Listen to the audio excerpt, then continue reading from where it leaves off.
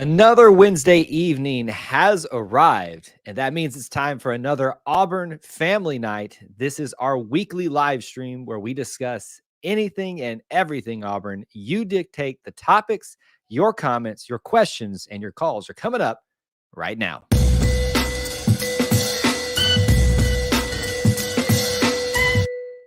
War Eagle Auburn family, War Eagle E2C Network family, thank you so much for joining us. Whether you're watching live, whether you're watching on the replay, whether you're watching on Facebook, YouTube, Twitter, X, I think we're broadcasting there. However you got here, whenever you got here, we appreciate you being here and being part of our little family within the Auburn family.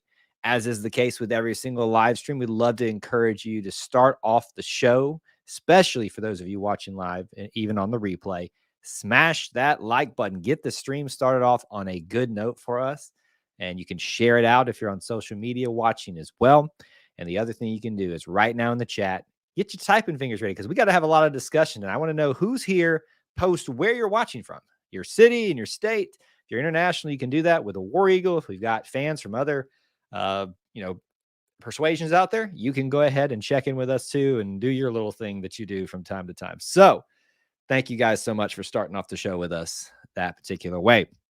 Wednesday nights have always been the same way. Back when there was barely anybody on YouTube that was Auburn related, we get together and just talk about what's on your minds in terms of Auburn topics. That can be Auburn football, Auburn recruiting, Auburn basketball right now, non-Auburn sports topics. If you can relate it back to the orange and blue, we'll talk about it here. Obviously, there's a lot to break down in terms of the last time we got together, what happened or didn't happen in the bowl game. Auburn recruiting and transfer portal discussions have picked back up, especially with some of the results of that. Basketball now becomes the full attention for Auburn fans right now, with them now beginning SEC play, having completed non-conference last night. And there are a plethora of other things. One sad thing that I'll point out, Mo Bay Beignet in Auburn is closing. And that is, to me, one of the biggest travesties of the news cycle this week. I love that little place in downtown Auburn. And you're like, why are you even talking about this? And they're in the middle of a bunch of sports stuff because it just popped up in my head. And it's a travesty that it's not going to be there anymore. Obviously, if you've seen their posts, they've explained why, and there are very good reasons why they're not able to continue. But not having that in downtown Auburn just kind of rocked me hard to my core this evening. So just some news, things that popped off at the top of my head to start off this evening. We got Bubba and Chandler and a Twitter handle, Auburn Football. At least it's not the official Auburn Football. That would be weird. Checking in with us. So thank you guys so much for being here early and often. If you want to call in, since Chandler is asking, you click the link on YouTube. It is not available on Facebook. It is not available on Twitter. You'll have to come to YouTube. At the very top of the chat there, you'll find it posted. You click the link, you call into the show. You can be on camera, off camera, whatever you would like to do, and go from there in terms of talking to me, hanging out with me. And as always, that's brought to you by our friends at All Things Auburn. They provide that link to you each and every week. So visit them at allthingsauburn.net. So while we wait to see if anybody wants to check in with us and get in the call line, we'll take some initial comments and questions. And I said this, I'd usually have been doing a TikTok live stream about midday at lunchtime, if you're interested in that as well, where the last couple of days I've timed it down how long it was going to take somebody to ask about the transfer quarterback situation. And Bubba, I knew it was going to be you the second that you checked in. And I knew that exactly, probably like 2 to 3 minutes. Well, it was 4 minutes into the chat that we were going to get asked that. Thoughts on Caden Slater, Liberty's quarterback? I'm about to give you a take on this that is not popular and instantly will make my views drop down, because I that's not what I'm here for. I'm here just to give you my honest opinion. I'm kind of done with transfer portal discussions because it's the quick fix that everybody wants. I say that it's not that we're not going to talk about it, but I just don't have the time and energy to invest in people who may or may not come. Now, it does look like this one may track and have a little bit of legs to it. So that could be interesting, given that Hugh Freeze apparently recruited him or was part of his recruitment to Liberty. Like I said, I haven't invested a lot of time into it. If someone wants to come to Auburn and participate in the quarterback competition, I say bring them on. Let's get this thing cracking and get the best guy out there. But for now, my support, I should say, fully is behind Peyton Thorne as the quarterback right now. What are my thoughts on KJ Lacey? You have to give me some context on that.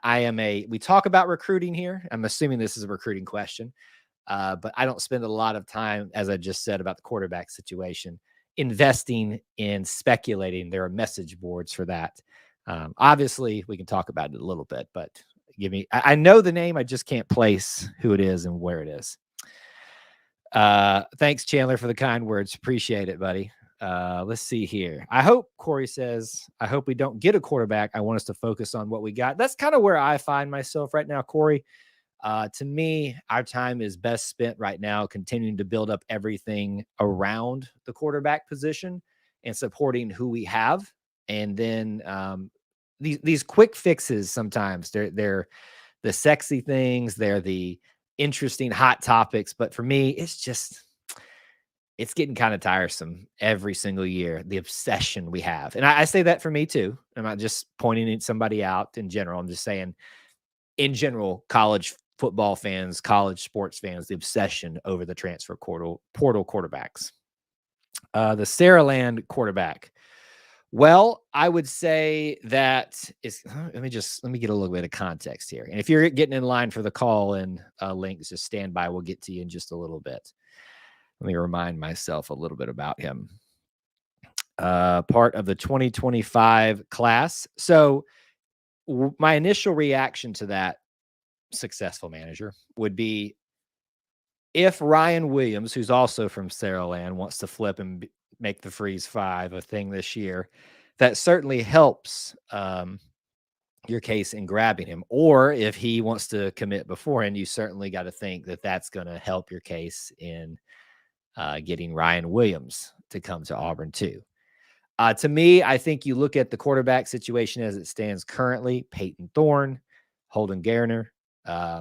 You've also got Walker White coming in, Hank Brown, and that's a pretty solid group, it seems like, right now that you can work with. And let's not forget that Auburn just brought in, as a wide receiver, mind you, but the guy from Cal, who has a little bit of quarterbacking experience too. Not to say that he's going to play quarterback, but don't think for a second that you won't utilize a multifaceted athlete in some capacity to use those skills he has in a certain play call in your offense. If he's on the field, you want to show that he's a weapon to do all facets of the game if he has the ability to do it. So for me, I'm not so much focusing on the quarterback situation and who we get right now. I'm focusing more on who we have currently. And I know that's the boring answer and not what a bunch of you wanted to hear, but it's just my honest opinion. Committed to Texas too. So another way to look at that, Chandler, as he pointed out, is, there's always a speculation: is Arch Manning going to leave there now with Quinn Ewers staying? If Arch Manning leaves, which I don't follow it all that much, then maybe he stays with Texas. But if he feels that he's going to be behind somebody, maybe he thinks he can come in and get the job here. Yeah, Bubba. So it is so tiring and too much drama filled. I've said this story 1,000 times, but the day that Cyrus Kwanjo and the shenanigans that happened with that occurred, that was the day I said, I can no longer be invested to this level in recruiting. I'm going to check in on it because I run an Auburn content channel. So I've got to at least know a little bit about some things. But the time that I specifically invest in recruits commits is when they commit and sign. But usually when they commit, we do informational videos about them and stuff. So that's about it. Yeah, I bet you remember that. And we all remember the shenanigans that happened with that. It was absolutely awful. Neil is here, says the Music City Bowl was not fun. I agree. Absolutely miserable game to watch. And I think most of the players would agree it was miserable to play into, thus some of the energy level that you saw in the game. So Let me take one more question here. You can keep them coming throughout the stream, but I want to get our caller in. Successful manager asked this: do you believe in Thorne? Absolutely, I do. I think it's the popular take to have hot takes, especially on social media, about Peyton Thorne. And these are things that are said usually that they would never say to a person's face. But to me, if the coach is thrusting them out there, then obviously they have won the job for a reason. So why wouldn't I support them? They're not going to just continually throw someone out there who is not the best option that you have currently. Now, in the offseason, can you add someone else like the guy from Liberty? Is it Walker White or Hank Brown's time to kind of step in, Holden's time to step in and or step up to the equation? All that'll be sorted out because they're all here vying for the same job. It's not Peyton Thorne's job to lose. It simply is his job to defend. It makes sense in my head. I hope it makes sense to you. So just kind of thinking about that way. I don't know why my nose, if you guys were here last night on our post-game stream, you noticed I was like sneezing and itching a lot in my nose. It's just this time of year. So I apologize in advance for all of that. All right. Let me keep your comments and questions coming. We'll jump around to them throughout the night, but I can barely see him in the green room, but we'll bring him in. Kevin, are you there? We cannot see you at all, but we might be able to hear you. She always cooking with a silver dagger. Hey, how you doing? Kevin, how you doing, buddy? I'm doing well. I think we will get the AJ Harris from Georgia. Yeah, so AJ Harris, let me give everybody some context. I think most people that are here checking on recruiting know this, but highly rated and regarded cornerback from last year's class that went to Georgia is now transferring. Auburn was in the mix. At some point, seemed like they were out of the mix, maybe back in the mix again. I've seen some speculation. There may be reasons why he may or may not want to come to Auburn for certain personnel reasons. I don't know if that's true. Listen, the longer this thing drags on, to me, that seems more likely that he'll go back to Georgia. I hope you're right, though, because it'd be nice to replace some of these guys that we've had going into the NFL draft a little bit early. That would be nice to pick him up. What else you got on your mind tonight? How about Jemiah Cobb? He's good. Oh, man. That's the understatement of the year. That boy is a stud. I remember following him in high school recruiting. Now, I just got done going on a rant about how I don't focus on that so much. But context for you, I'm from originally the Montgomery area, and I keep up with some of that stuff that's going on. And so I just know how he was out of Montgomery Catholic, and I just saw the stats coming through from him. And so you see these stud guys come out. He was Mr. Alabama football, I think, and then come over to Auburn, and you wonder, will it translate? And then you watch him, you're like, oh boy, does it translate. So big, bright future for him. We'll just have to see how much more playing time he gets next season. I'm proud of the Auburn men's basketball team, 11-2. 11-2, and we're ranked. Isn't that exciting? Number 25. Yeah. I think it took a little bit longer than most people would have liked for us to get ranked, but isn't it nice to be ranked now? And the girls 11-2 too. The girls are 11. Listen, if you are an Auburn basketball fan right now, men's and women's, this is a good time right now. A lot of people forget about the women's basketball program. You know, men's usually takes the attention away, especially the way Bruce Pearl has been performing as a program, and they have, changed coaches in the last 3 years, but Johnny Harris has got them on the right trend, and it seems like it's continuing to trend upward. So Auburn fans are not going to just probably be treated to a great March when March Madness starts for men's basketball, but I'm kind of starting to believe we might be talking about a March Madness Auburn women's basketball team too. I think the wide receivers will be good too next year. Oh, man. I hope so, because we really need them to. The quarterbacks need them too. The quarterbacks, doesn't matter who it is, Peyton Thorne, otherwise, will definitely need some support, more support than they've been getting from wide receivers, offensive line, all across the board. I mean, really, the whole offense needs some more support from that group in general, because they need to have a better passing game. What's the word on KJ Lacey? KJ Lacey, we just discussed him a little bit. I haven't really checked in on him, to be honest with you. So I've got no news on him from my end. What else you got tonight? I can probably do one more question. My favorite player next year will be Cam Coleman and Perry Thompson.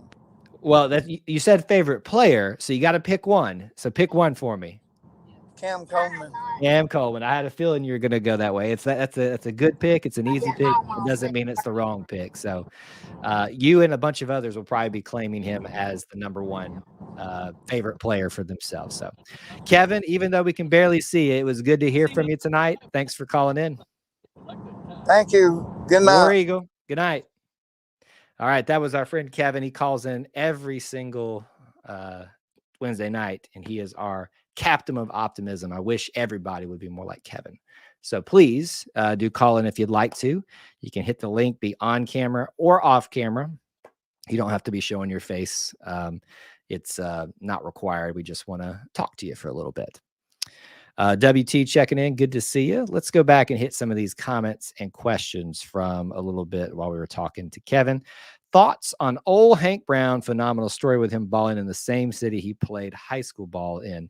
Yeah, you love to see those stories, especially for guys who are further down the depth chart. That's sometimes how much greater stories begin, where they're buried in a depth chart, but they get that one opportunity and they show out. And then it just makes not only the fans, but the coaches go, maybe this guy might be getting some more or needing to get some more reps. Now, I'm also going to be careful to say, let's not jump on the hype train so hardcore so fast just because we're frustrated with how the rest of the quarterback situation may be going. I think it's great. Excited for him. It makes me feel a lot better about what happens if Peyton Thorne goes down, Holden can't play, Walker White's not ready. Hank Brown seems like he can ball out a little bit. So happy to see that for him, especially in a bowl game where we needed something to be happy about. Let's see here. What else have we got going on? Why don't you believe Cobb? Why don't you believe Cobb didn't play more? Some double negatives galore in there. I'm guessing you are asking, why do I believe Cobb did not play more? Jarquez Hunter, Damari Alston, Brian Battie, who's not here anymore. I think those are three answers right there that you need. You know, just because you're a big talent coming in doesn't mean that you get to start right away. You got to earn it and show that you're the best available. And I think Jarquez and Damari and Brian, when he was here, all had different skill sets that really he couldn't negate this year, at least. Maybe coming up soon, though. I'm really excited about Jeremiah Cobb, though. He's got a bright future with Auburn as long as he wants to be here. AU Tiger Blogging, good to see you. Thanks for checking in over here and hanging out with us. BS is asking what's going on with the rumors with Caddy. I am not privy to that, and I will have to ask a certain source I have about what's going down. But what's the rumors you guys are hearing? Let me know, because that we can't be having rumors about my boy. That's my guy, my favorite Auburn player of all time. Cannot be having him leaving or something like that right now. It will just break my heart, to be honest with you. Is Hunter staying or going pro? Your guess is as good as mine, Corey. Unless you got a direct access to him or a relative, we're never going to know until he's ready to say something / not say something. You may not get one of these big posts about I'm returning to Auburn or things like that.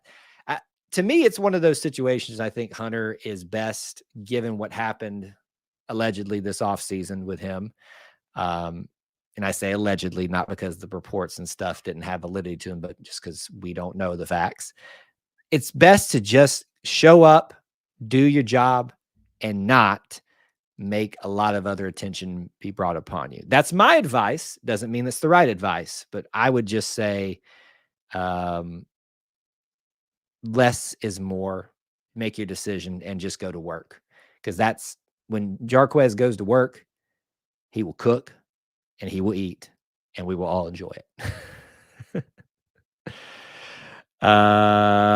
Another one coming in, just looking for the Caden Salter news. There's no news on him. I mean, My biggest advice to folks is not to obsess about him and obsess about the quarterback. Just when they get here, support them and enjoy the ride, but let the coaches decide. I know that's not the fun and sexy thing to talk about or to mention, but it's just kind of how I feel about it. Bubba says that all the caddy smoke is just Twitter stuff. Yeah, like I haven't heard about it, and I would advise folks that if you're digging too much into that on Twitter, you're probably spending too much time on the Twitter. Man, Kyle's got the hot takes tonight. It's probably making a lot of people upset, but it's a new year. Maybe it's a new me of not being so Pollyanna all the time. I don't know. Yeah, I haven't dug into that a little bit. I'll ask somebody that I trust, and he usually is pretty informed on such things. And I doubt that there will be anything significant right now. What you're about to have happen here, especially when the transfer portal slows down, is all the rumors and things are going to get cycling because we have nothing to talk. Everybody's going to be digging into things, looking at who liked what in their certain posts. This recruit liked that post by this guy or contacted this person, so it means this. Don't do that. I agree the running back room is full. However, Cobb has the best hands, is the fastest runner. He is clearly the most talented weapon we have this past season, in my opinion, and didn't even use him much. I think I understand why you feel that way. I also think that is incorrect because I think Jarquez Hunter, as long as he's still here, is the biggest weapon we have. He is the most complete package. He may, I haven't clocked the two of them, but he's not that much slower than Jeremiah Cobb. He's got a little bit of oomph to him, but not enough to slow him down. And he just runs with a ferocity that I really enjoy. So to me, Jarquez Hunter is still far and away the best running back that we have, but Damari's really close behind there too. I think he gets forgotten about a lot too. Jeremiah will have his time, and he is finding his role, and he's a freshman.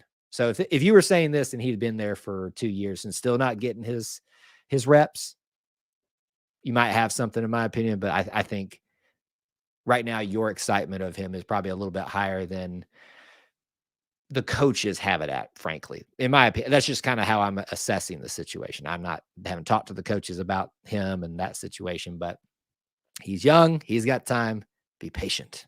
He will be out there more and more as time goes on, especially with Brian Battie deciding he wants to go off to greener pastures. Without a competent O-line, it does not matter who the quarterback or the running back is. That is true. Sorry about that. That was the cup, folks, not me. I don't know if you heard that noise. Only on this show. Absolutely. Starts with the offensive line, and when that's finally shored up, you've got to have wide receivers who can catch the ball. I mean, hits you in your hands. The rule is if you're a wide receiver, if it hits you in your hands, it's on you. Now, sometimes throws are a little bit out further than they need to be, but that's kind of the responsibility, the ownership of each role in the team. So offensive line is got to continue to get better. I think they took some step forward this year. Will be kind of a step back to see how much more we can go forward since we're changing over again. And this will be a complete, the wide receiver group will essentially be in the position that the offensive group was in this last year. So it'll be interesting to see what the progression is for them in the next season versus what the progression was for the offensive line in their big transition this last year. Now, WT, I will agree with you on what you originally said, but I'm going to say this is a bit of a step out.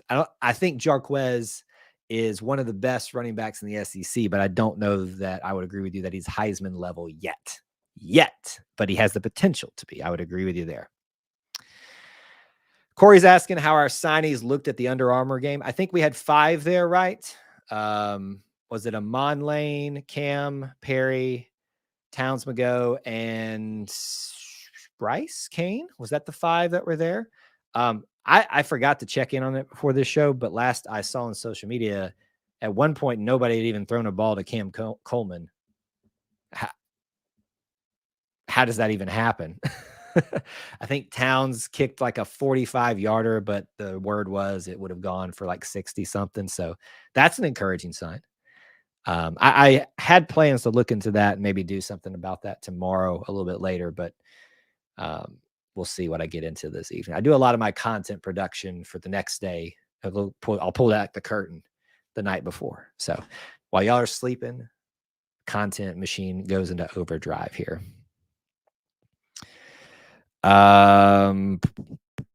Cobb has a decent bit to go as far as his vision, incredible talent, but Quez and Damari are better at reading blocks. And that mainly comes from seniority and experience, right? Jeremiah has raw talent, which is what Jarquez had when he first got here and got better as he got more experience. To me, Jeremiah, his biggest step up could be this next year, because if he's already that talented, as some have been pointing out in this stream, and I think so too, his biggest step up will be this next year with that experience, with his better knowledge of the offense that they're going to be running. And he'll be utilized in more sets and different sets, because we saw him a lot on those extended runs to the outside using his speed. So obviously I think his role will expand this year, given Brian Battie is gone, but he's got a bright future regardless of how you shake it out, break it down, and look at all that.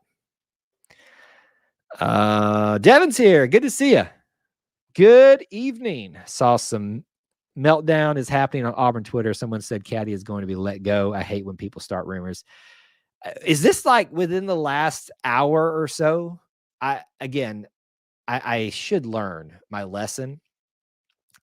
It does always feel like when I check out about 2 hours before this stream every Wednesday night, unless there's just stuff popping off way earlier in the day, just to kind of, reassess and kind of get ready for this show.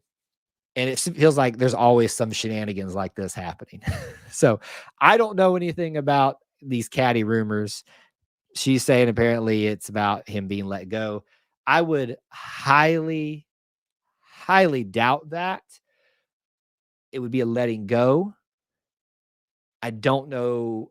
Without cause, there is not a way for Hugh Freeze to spin that as just a simple parting of ways without a known cause or reason or things like that. He is secured his place of protection amongst the Auburn faithful even before he became an interim head coach. But after last season, he is very much protected, and you're going to have a good reason to not retain him, get rid of him, or to, if he wants to go off to a different opportunity. He's a rising star and he deserves it. So we'll see if anything comes of that. Unbeaten Lake, we brought up the Under Armour game. Shouldn't be too long before we find out if we are switching from Under Armour or not. Yeah, this is one of the topics that gets more interested in, especially in off season for football. Most of you will remember that are privy to this information that, what was it, September something, or maybe it wasn't September, this past year, late this last year, the contract between Auburn and Under Armour opened up in a sense to where they could entertain other offers. The Under Armour CEO was on campus. Can't say if it was officially, but clearly trying to schmooze a little bit. And we're sitting in a time period where wondering if there is going to be a change or not. Personally, my opinion, I've said this a lot, is I prefer that if we can't find someone other than Nike, other than Jordan, Adidas, I would much rather us stay Under Armour, because it gives us some differential things to pitch to other people. And some of you would say, well, players don't like that. Well, I would disagree with you a little bit there. You're going to always find people and players that don't like a certain thing, but you can't really make that decision on there simply on that alone. Whoever gives you the best deal and is a good situation for you is who we need to go with. And if it's not Under Armour, that's fine. But I kind of like it, frankly. Yes, I agree. Well, and remember, WT, you're not seeing all the likes. They don't always show on whatever platform you're on. But we also have a couple of other shows going live at the same time at us. So a lot of people come in the the replay, but please do continue to encourage them to like. There'll always be Twitter drama. Yeah, they definitely will find ways to stir up stuff. Apparently, Justin Hoganson said Hugh is contemplating multiple staff changes, and now everyone is making assumptions. Well, to me, if I hear from whoever this is, and this is reportedly, Hugh's thinking of making staff changes, I would think Caddy falls very low on that list in terms of people that you need to make a change with. I would say there are higher targets there that are susceptible to that than Cadillac Williams.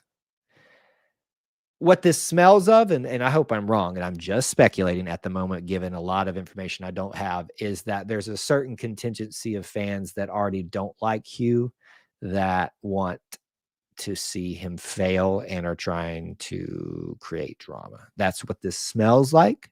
I hope I'm wrong, but hey, we'll see what happens. Let's see here.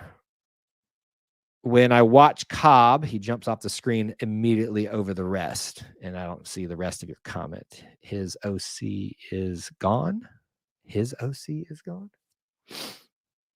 Not understanding what that. Oh, maybe that was meant for a separate comment. But yeah, look, we all have our favorite players, and we're gonna kind of see the good stuff more so than the stuff that they need to improve on. Like when Jarquez got here, all we heard about, especially during Tank's bad year, was Jarquez needs to be starting over him. And now we're doing the same thing to Jarquez.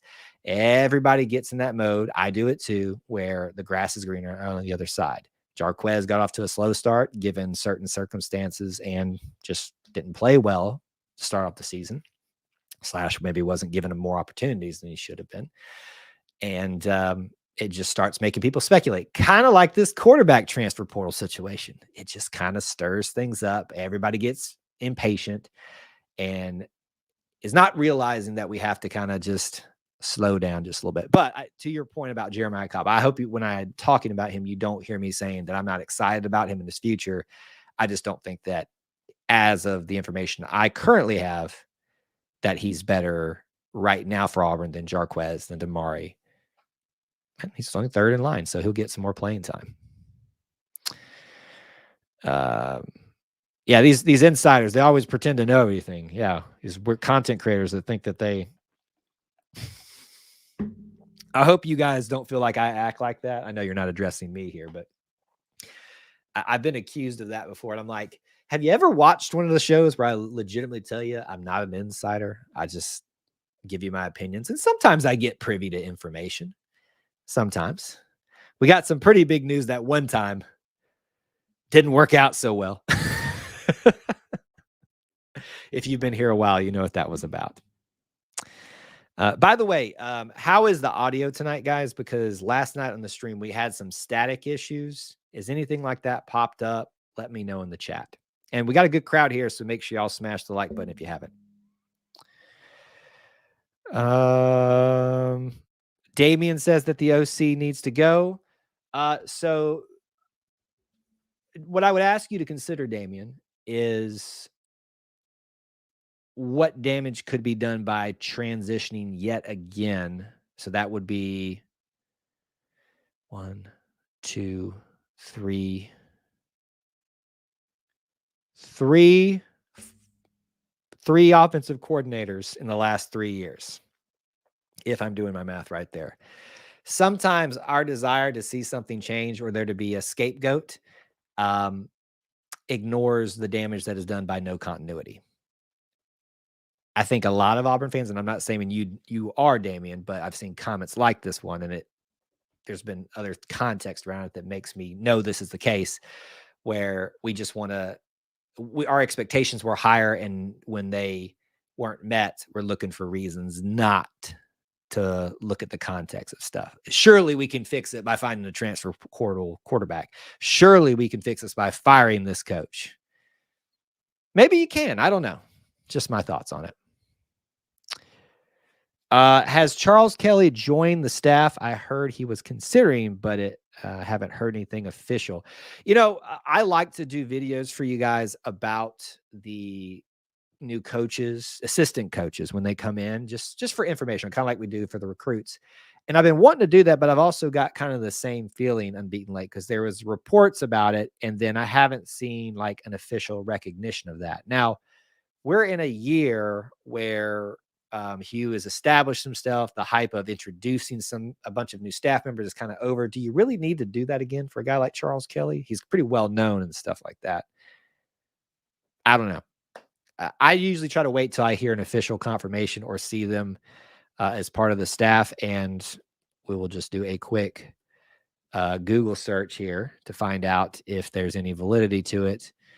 I do not see Charles Kelly listed on there. Wesley McGriff is still listed on there, who's apparently officially gone to Texas A&M. So take that for what it's worth. Let's see here. Man, this apparently everybody is talking about this Cadillac rumor. They must have really got some people stirred up today. All right, we're over 30 minutes into the show. Would love to have somebody else call in tonight, even if it's for your first time. Hit the link, pop in here. Even just if you want to say, hey, get used to it. I know it's a little bit nerve-wracking to call in somewhere and have, even if you don't, because you can choose the option to not have your video on. It can just be your voice, to have your voice heard. We'd love to have some of you become regular callers and stuff like that. So take advantage of that call-in link here on YouTube. If you're on Facebook, X, you'll have to go to YouTube to find it. WT. Oh, man. No static tonight. Yes. Let's see if that continues. Caddy is getting a fat wallet at his position. Don't see him going anywhere unless it's a head coaching job or a true OC position. I think the right OC position would entice him away, but he's in a pretty sweet spot where he is right now. Oh, the both. Yeah, you. The Bo thing was made bigger than it needed to be by certain individuals, and it was correct at the time we reported it, and it changed very quickly. And unfortunately, there were some shenanigans that happened. We'll just put it to you on that one. Yeah, I came on a live stream and was like, well, we reported this and it changed. Apparently that wasn't good enough for people. Let's see here. Brian says that Phillip is a fabulous OC. I wish somebody would realize that the talent just wasn't there for them this year. I think Phillip Montgomery has a great track record as an OC. I also think that given that track record, there may have been better results this year, even given some of the deficiencies we had at certain areas. I also think it's reasonable to ask for patience for people and to see whether 2 years brings improvement upon that. I hope Auburn fans are ready for what's going to be a long haul back into prominence. It's what we, as a collective, whether you agreed with the decision or not, when we fired a certain head coach 3 years ago, people didn't realize what they were asking for. And I'm not trying to be here and be arrogant to say I told you so, but I told you so. Here we are. 5 OCs: Dilly, Morris, Bobo, Keys, and Monty. Wow. Yeah, we don't need to get rid of them.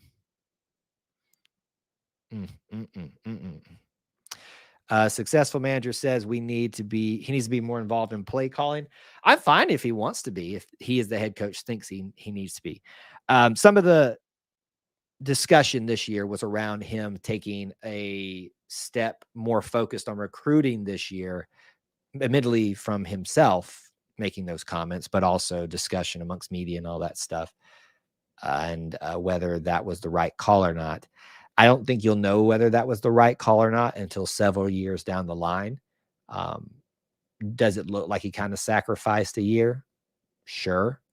But I have a feeling if it was the right decision to put his focus in on the recruiting and rebuilding this program from the ground up in that area, you'll forget about it. Yeah, I would not trust Wiki. I just looked at the Auburn official page, and there's not been an official announcement, so I wouldn't. Yeah, Wikipedia is great for general knowledge, just in terms of like, but everything can be changed. You should know this from school, right? They tell you don't cite Wikipedia.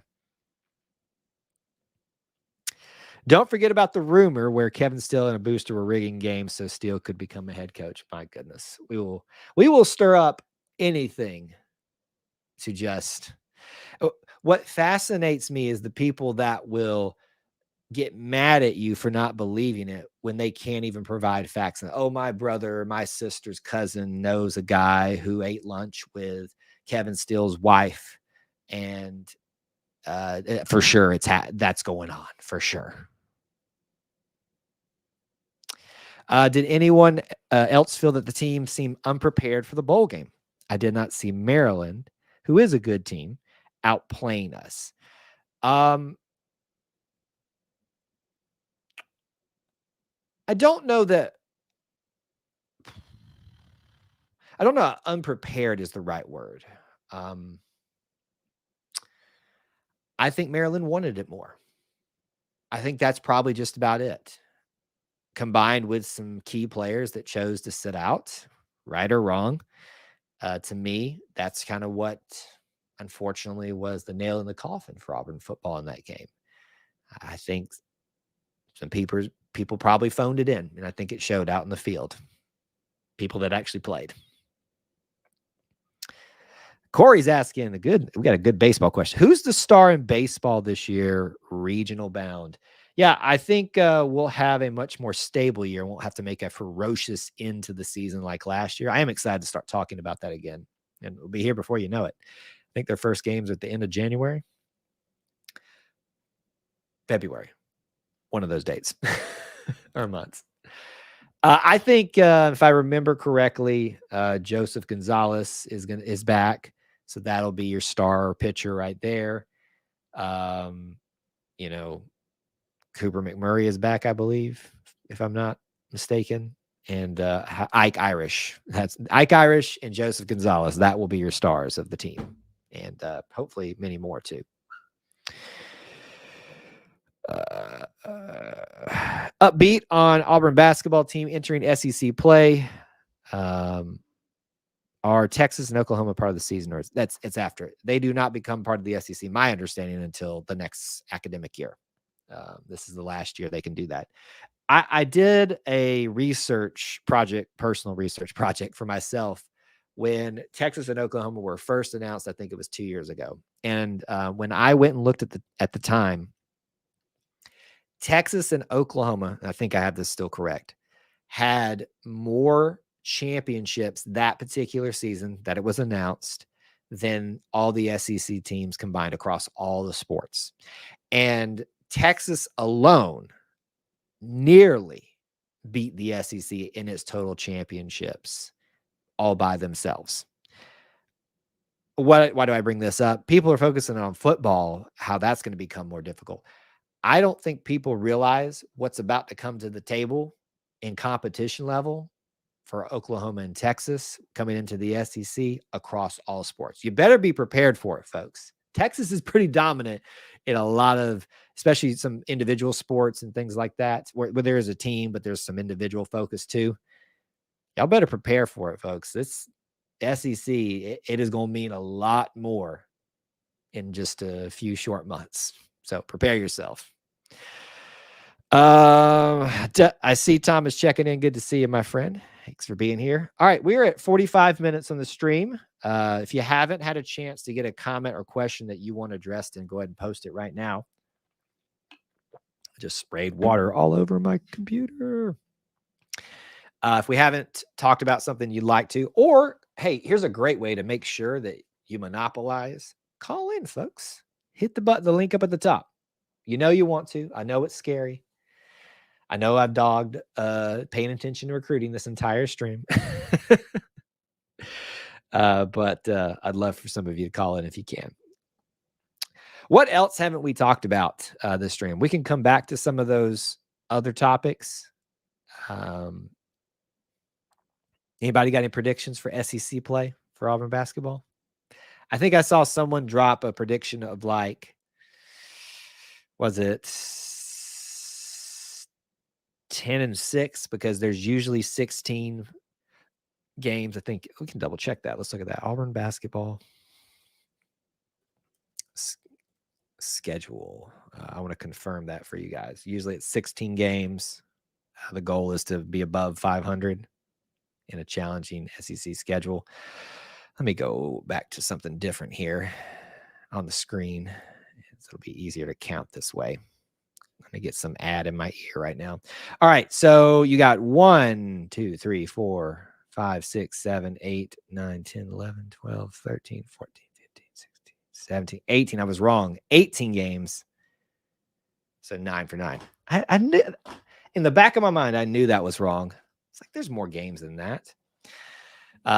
You want to be better than 9 wins and 9 losses. If I look at the schedule right now, just kind of speculating without a lot of thought into it, concerned about that Arkansas game to start off, concerned about Texas A&M, concerned about Ole Miss, both the Alabama games. I'd be concerned about the Florida game too. I don't know why, but one of Bruce's former assistant coaches is the head coach there now, and can put together probably a formidable program at some point. Kentucky, Tennessee. Yeah, I see 8, 9 games on there that are seriously up for question for Auburn. Not because I don't have faith in this team, but just because I think the SEC usually is going to be a challenging league to have sustained success in it. I think Auburn will have success. Most teams that are up there right now, your Kentuckys, your Tennessees, your Ole Misses, Arkansas, they're going to have success. The question is how much and how consistent. Will you be losing your midweek game, dropping your Saturday game, vice versa? Will you lose 2 in a row, drop 2 in a row? I think there's going to be a lot of that this season for a lot of people. Corey says, at least Auburn has horseback riding on lock in the nation. Absolutely. Don't you forget it. The benchmark for equestrian, college equestrian at least, is Auburn. Now, I would like to see them stop falling on their faces in the championship match every single year, at least the last couple of years. You need to do an Auburn basketball SEC schedule show where everyone inputs who they think wins. I will consider that. I have been trying over the last couple of days to kind of get myself organized outside of this stuff, so I can devote some more time to things like that. It's a good idea. I just don't know if I'll have the time to get around to it / what the interest level with is. So I can do 1,000 different things on this channel, but the big thing is I have to have people show up for it. So usually what you'll see on a lot, and I would imagine a lot of other Auburn content creators see this too, is you'll see kind of a dip right now. You'll see not a dip, but you'll see a little rise in interest, and then it'll dip back down just before March Madness is about a few weeks away. And it's always, basketball is one of those things that's tough to find a sustained audiences, because when it is hot, it is hot. There's a lot of interest around it, but when it is not, it is just not a lot of interest around it. So there you go. All right, we're at 50 minutes into the stream. We are not done, so don't go away. Would love for you to continue to ask questions, drop comments, topics that you'd love to hit in the show if we haven't done so already. And of course, smash the like button. What I want to do very quickly for those of you that are interested, as we do towards the end of all our shows, is give you the tentative schedule for our next live stream content. As I addressed, after every basketball game, we try to do a post-game reaction stream where you can come in, give us your opinions and thoughts about it, and then we'll share ours. I will share mine. We'll look at stats and things like that. So the big one this Saturday, Auburn, Arkansas. Don't miss it. It's going to be a fun one. I imagine we usually hear from the piggies on YouTube a lot. So they'll probably be invading our stream, especially if they beat us. This Sunday, we are back in the saddle. The Auburn Experience live podcast recording at 9 Eastern time. Do not miss it. That's always a fun one. Of course, we're going to talk about sports, but we're going to talk about the whole Auburn Experience. And boy, after a 2-week break for the holidays, do we have a lot to catch up on. Austin and myself back together, episode 61. 9 Eastern time this Sunday. Don't miss it. And then, of course, next Tuesday, we will be having a post-game stream for the Auburn Texas A&M game. And as a final note, most of you figure this out who have been here for a while, but during basketball season, it gets a little bit touchy with how consistent we can be with our Wednesday night shows, because some Wednesday nights, there is a basketball game at the exact time we are broadcasting. I have looked at the schedule. After this Tuesday night game, there's not another Tuesday night game until the end of the season, which means we will have a potential conflict for the majority of SEC play. So for like 8-9 weeks. Luckily, it looks like it'll be kind of an every other week. It'll start at 9. Our show always starts at 8. So we'll be able to go right into it after that and then do a post-game stream. But some nights, if a basketball game conflicts, meaning it is on at the time of our stream, we will not go live for that. But just as a rule of thumb, expect Auburn Family Nights to always be at 8 Eastern time, unless there's a conflict. Michael, good to see you. Thanks for checking in over on Facebook. Thanks for hanging out with us and being here. So that was our schedule for you guys, for those that are interested. Who do you think has the more impressive season in 2024, basketball or football? Well, so you're asking about this current team. I was thinking about it differently. I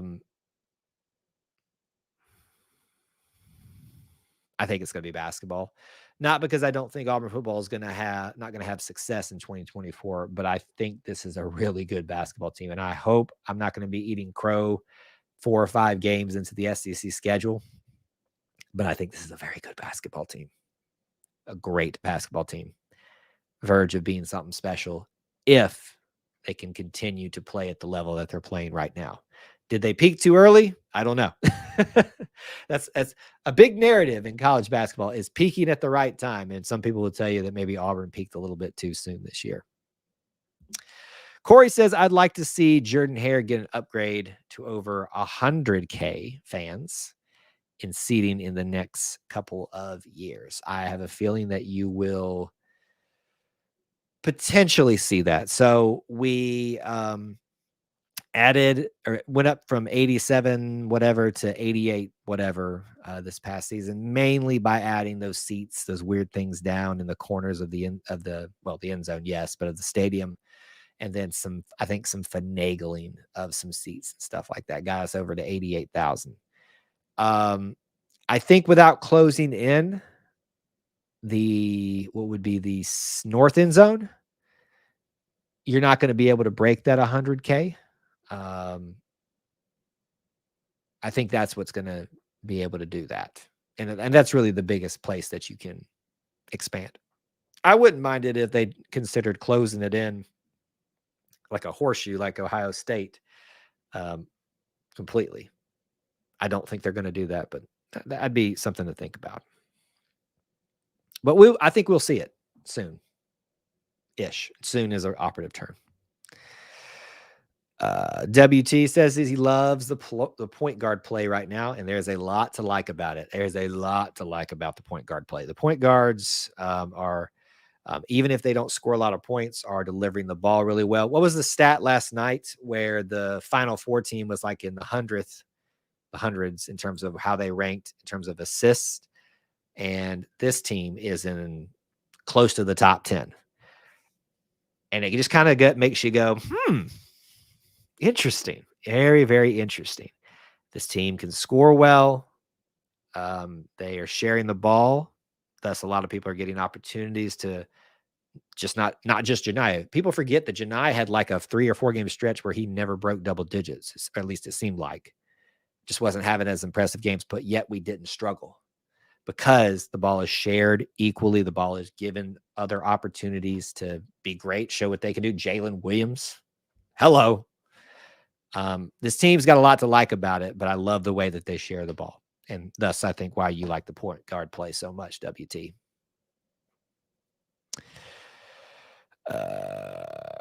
Unbeaten Lake did some calculations. Let's check it out. I actually did some calculations. If we want to get to 100K, we would need to take down the south end zone video board. So I had a feeling that closing it in wouldn't get us to 100K. So if you've done some legitimate calculations to figure that out, I'm going to believe you on that. I think Auburn would have to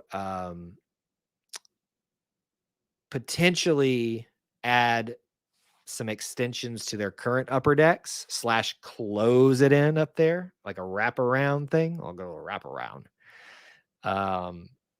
That might get you there. But it would be a good goal to be at 100K. But here's the biggest thing, folks. If you want Auburn to be 100K, you're going to have to continue to show up for them, spend the money, show them that they're packing out every single game. You do that, they will build it, and we will come to the games even further. Yeah, kind of like we were talking about being unselfish. It's a very admirable thing for a team to be this good and be that unselfish. At least statistically, it shows. I'm not going to say they always are, but statistically, it is showing up. All right, you have got a few more minutes here on the stream. If there's something that we have not talked about, get it in right now. Do not hesitate. Do not wait, because it'll be next week before we are on this type of stream again. I will tell you that if you enjoy this type of format, just talking about whatever you guys want to discuss, we are on the TikToks, or the Tiki-Talkies as I call it. And we do streams over there for a lot of middays during the weekday. Lunchtime, I think 12:45 is usually about the time I go live there. And it's been for 5 minutes sometimes. It's been for 30 minutes sometimes. It's really what the interest level is there. So if you'd like to do that. Another thing that I want to bring to your attention, if you're watching here on YouTube, we would very much appreciate it if you consider supporting us this year with $1 a month. All you got to do is hit the join button down below. Seems small, but it does help keep the lights on here at E2C Network Central. A lot of you have already done that. You'll see icons next to their name. We really appreciate those of you that can do that and are willing to do that. You don't have to, but if you've got some spare dollars sitting around each month, $1 a month gets you in the door. You can join our Discord through doing that. WT. If you want in on the Discord, you got to go look at it you'll have access to it as being a channel member. And we'd love for people to hang out with us there and just talk Auburn stuff all the time. We haven't talked about Buc-ee's. Well, I passed through Buc-ee's and I shared that with the people in our Discord this past holiday travel time. And I know they probably get tired of me sharing, but I was like, I'm going to share with them when I'm at Buc-ee's. Stop there for a second. Does Aiden return next season? Good question, Bubba. It is up to how he plays the rest of the season. I think everybody recognizes the talent, not just us, the Auburn fans, but you hear every night that he's on a broadcast, even if he's not having his best game, about how talented he is in the way he plays in all aspects of the game, how he shoots well, how he shares the ball well. I think right now it's a toss-up, but if he turns it up during SEC play, he will be the next one and done at Auburn. And a lot of people assumed that when he came in. And I think that's fine to still assume that, because that's kind of what we all operated off of. But I think SEC play is where you're going to really see that question be answered. Selfishly, I hope that we get to keep him around a little bit longer. But if he is balling out and that makes him go to the NBA early, that means that Auburn was successful usually. So I'll take that as well. Yes, E2C for life. Thank you guys so much. All right, we're going to call it a show. Get out right on time. You guys have been great tonight. Smash that like button if you haven't. It is a huge help to us. Check out those links in the description for things like what we talked about, hitting that join button here to be part of the Conquer Club. You guys continue to be the best little family within the Auburn family, and I appreciate you so, so much. Until I get to talk to you again, War Eagle.